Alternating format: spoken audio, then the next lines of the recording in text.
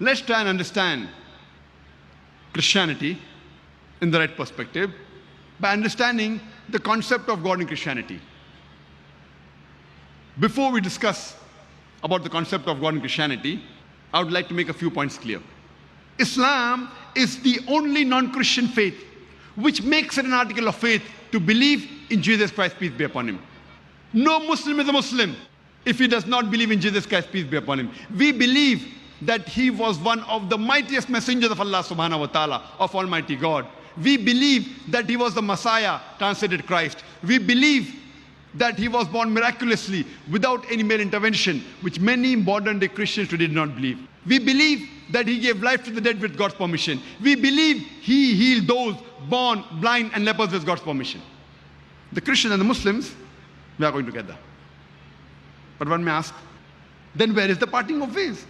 The parting of ways is that most of the Christians believe that Jesus Christ, peace be upon him, he claimed divinity. He said that he was Almighty God. In fact, if you read the Bible, there is not a single unequivocal statement in the complete Bible where Jesus Christ, peace be upon him, himself says that I am God, or where he says worship me. I'll let repeat. If you read the Bible, there is not a single unequivocal statement. There is not a single unambiguous statement in the complete Bible where Jesus Christ, peace be upon him, himself says that I am God, or where he says worship me. In fact, if you read the Bible, Jesus Christ, peace be upon him, himself said, it's mentioned in the Gospel of John, chapter number 14, verse number 28. Jesus Christ, peace be upon him, said, my Father is greater than I. Gospel of John, chapter number 10, verse number 29, my Father is greater than all. Gospel of Matthew, chapter number 12, verse number 28, I cast out devil with the Spirit of God. Gospel of Luke, chapter number 11, verse number 20, I with the finger of God cast out devil. Gospel of John, chapter number 5, verse number 30, I can of my own self do nothing. As I hear, I judge, and my judgment is just. For I seek not my will, but the will of my Father. Anyone who says, I seek not my will, but the will of Almighty God, he's a Muslim. Jesus Christ, peace be upon him, was a Muslim. He never claimed divinity.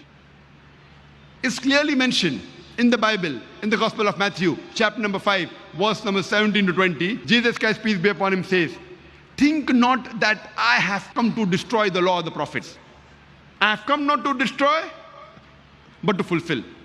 Until the heavens and the earth pass away, not one jot or tittle shall pass away. And whosoever shall break one of the least commandments and teach men to do so will be called least in the kingdom of heaven. And whosoever shall keep them and teach the same shall be called great in the kingdom of heaven. Unless your righteousness exceeds the righteousness of the scribes and the Pharisees, in no way shall you enter the kingdom of heaven. This is a verbatim quotation from the Bible, from King James Version, Gospel of Matthew, chapter number 5, verse number 17 to 20. Jesus Christ, peace be upon him, said that if you want to enter paradise, you have to be better than the Jews. You have to follow each and every commandment.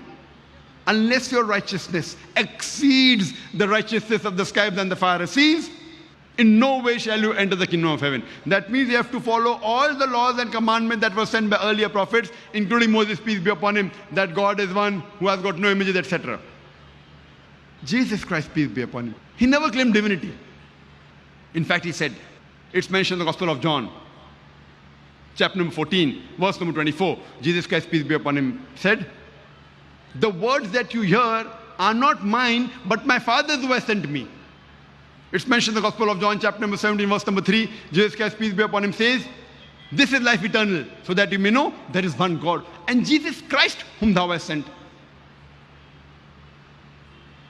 It's mentioned in the Gospel of Matthew, chapter number 19, verse number 16 and 17. There's a person who approaches Jesus Christ, peace be upon him, and tells him that, good master, what good things should I do so that I shall enter eternal life? Asking, what good things should I do so that I shall go to paradise? Jesus Christ, peace be upon him, replies, why thou callest me good? Leave aside God, G-O-D, why thou callest me good? And there's only one good, that is Father in heaven, that is Almighty God. And if you want to enter eternal life, you keep the commandments. Jesus Christ, peace be upon him, did not say that if you want to enter Jannah, if you want to go to paradise, you believe that I'm God. He didn't say that you believe that I died for your sins on the cross. He said, if you want to enter Jannah, if you want to enter eternal life, you keep the commandments. And it's clearly mentioned in the book of Acts, chapter number 2, verse number 22. Ye men of Israel, listen to this. Jesus of Nazareth, a man approved of God amongst you by wonders and miracles and signs which God did by him, and you are witness to it. A man approved of God amongst you by wonders and miracles and signs which God did by him, and you are witness to it. And when Jesus Christ, peace be upon him, was asked, that which is the first of the commandments, he repeated verbatim what was said by Moses, peace be upon him, earlier. It's mentioned in the Gospel of Mark, chapter number 12, verse number 29. Jesus Christ, peace be upon him, says, Shema Israelo, Adnan Hainu Abnai Khad. It's a Hebrew quotation which means, Hear, O Israel, the Lord, our God, is one Lord. So if you understand the concept of God in Christianity, that God is one, He has got no idols, He has got no images, you will understand Christianity in the right perspective.